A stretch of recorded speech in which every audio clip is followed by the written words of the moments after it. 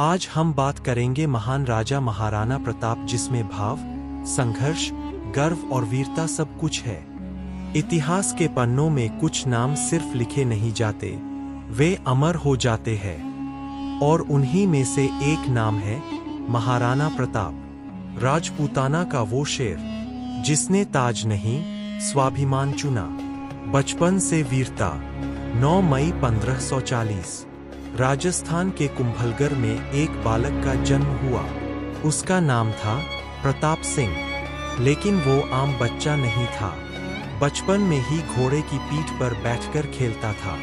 तीर, धनुष, भाला उसकी खिलौने थे और युद्ध कला उसके खेल। एक दिन कुंभलगढ़ के किले में बच्चों के बीच खेल खेल में युद्ध हुआ। दूसरे बच्चे डरकर पीछे हट गए, लेकिन प्रताप ने अकेले सबका सामना किया। उस समय बुजुर्गों ने कहा, जिसके पैर बचपन में तलवार की राह चुने, उसका भाग्य राणा बनना ही होता है। सत्ता नहीं, सम्मान बढ़ा। समय बीता।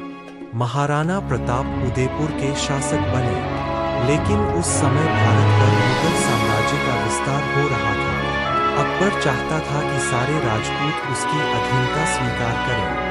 कई राज्यों ने मुगलों से समझौता कर लिया। राजपूतों के दूत प्रताप के पास आए और कहा, बस एक दस्तखत कर दीजिए महाराणा, आपको धन, सम्मान, सेना सब मिलेगा। प्रताप ने तलवार उठाई और शांत शब्दों में कहा, मैं भले गरीब रह जाऊं, लेकिन अपनी मातृभूमि का सम्मान किसी कीमत पर नहीं बेचूंगा। उस दिन इतिहास ने सिखाया, सोना झुकने पर चमकता नहीं, मिट जाता है। हल्दी घाटी का युद्ध। 18 जून 1576। हल्दी घाटी की धरती पर हवा भी युद्ध की गंध ला रही थी। एक तरफ था महाराणा प्रताप और उनकी छोटी आर्मी, दूसरी तरफ मुगल सेना, संख्याओं में विशाल। प्रताप के साथ थे उनका वफादार घोड़ा चेतक। जब रणभेरी बजी, प्रताप ने कहा, आज लड़ाई जमीन के लिए नहीं, हमारी स्वतंत्रता के लिए है। और युद्ध शुरू हुआ। चेतक हवा से भी तेज दौड़ा। प्रताप ने भाला उठाया और ऐसा वार किया कि दुश्मन सेना पीछे हट गई। लोग कहते हैं, जब चेतक दौड़ता था तो जमीन पर उसके खुरों की आग दिखाई देती थी। युद्ध भयंकर था, लेकिन संख्या के सामने प्रताप की सेना कमजोर हो रही थी। उसी दौरान चेतक घायल हो गया। उसके पैर में तलवार लगी, लेकिन वो रुका नहीं। वो प्रताप को सुरक्षित जगह ले गया। और जब प्रताप सुरक्षित थे, चेतक गिर पड़ा। प्रताप उसके सिर पर हाथ रखकर बोले, तू सिर्फ घोड़ा नहीं, तू मेरा सच्चा साथी था।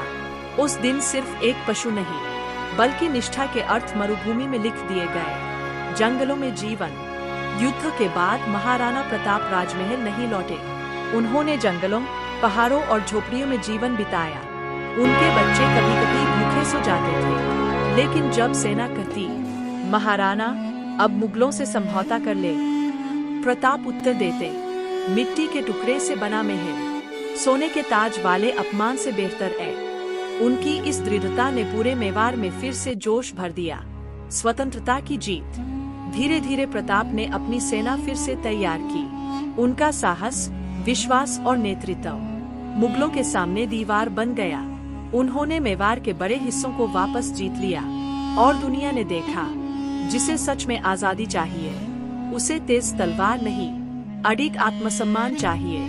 अंत, अमर विरासत।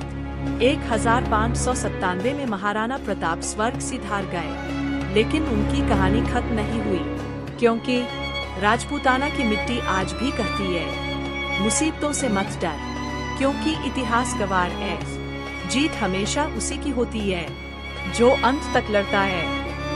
महाराणा प्रताप सिर्फ राजा नहीं थे, वो स्वाभिमान, वफादारी और साहस का प्रतीक थे।